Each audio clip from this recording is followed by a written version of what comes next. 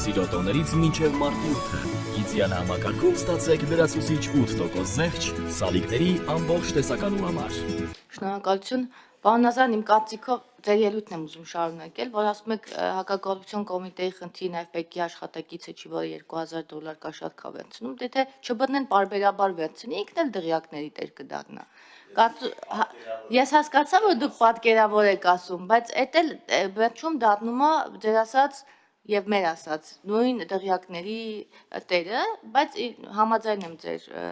ելույթի հետ եւ ուզում եմ նորից շարունակելով ձեր ելույթը ասել, որ հանրությանը իրոք հարցեր են հետաքրքրում եւ այդ հարցերը պատասխաններ չունեն։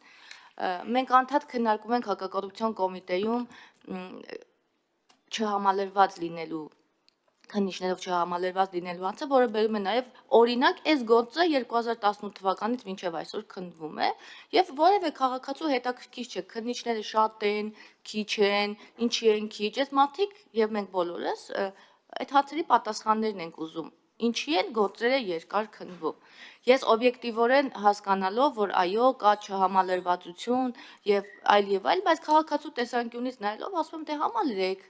Հետո ասում եք թալանվածը պիտի վերադարձնենք, ապօրինի գույքով պիտի բոլորը պատասխանատվության ենթարկվեն ապօրինի գույք ունենալու համար, հետո ասում եք դե փորձաքննությունները տարիներով են տևում, դե բանը քննիչների պակաս ունենք, օպերատիվ հետախուզական նոր ստորաբաժանումները նոր են, որ արդեն համալրվել են մարզային այնտեղ Շիրակի, Լոռի, Վայոց ձոր, մի խոսքով իմ կարծիքով ես գնահատում եմ եւ շնորհակալ եմ ձեր կատարած աշխատանքի եւ բոլոր աշխատակիցների կատարած աշխատանքի համար, որովհետեւ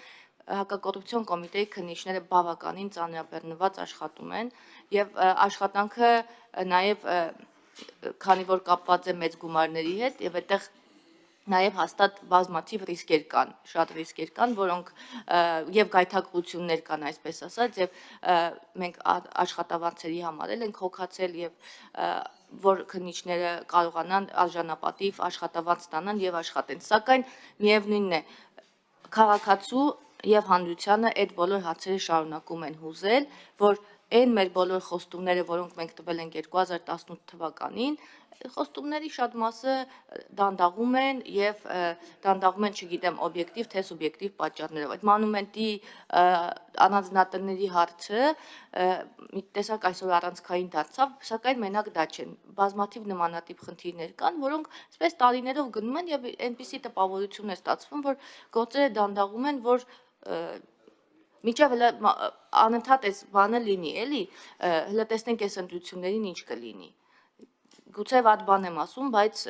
ես խոսում եմ այն, ինչ խոսում են քաղաքացիները եւ փորձում եմ ձեզ փոխանցել քաղաքացիների մտահոգությունները։